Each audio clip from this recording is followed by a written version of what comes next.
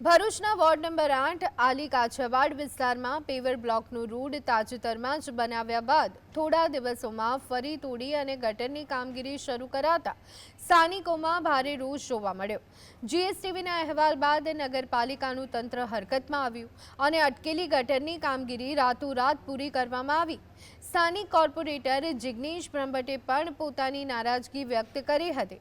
કોર્પોરેટરે પાલિકાની બેદરકારી વિરુદ્ધ આકરી કાર્યવાહી અને કોન્ટ્રાક્ટર પાસેથી રોડના નુકસાનની રકમ વસૂલ કરવાની માંગ કરી। કરીને તમે સાચી વાતને વાચા આપો છો।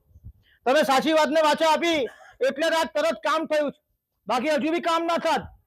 કારણ કે આની અંદર અમુક મિલીભગતોનું કામ છે। ક્વોલિટી વાઇઝ હજુ બી કામ થયું નથી, અત્યારે પણ ક્વોલિટી વાઇઝ કામ થતું નથી।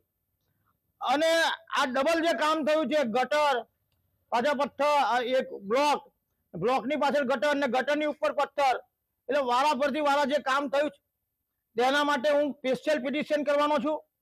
આ ભરૂચની બોડી જનતાના પૈસા છે, નહીં કોઈ અણી કંપનીના પૈસા કે બીજી કોઈ કંપનીના પૈસા।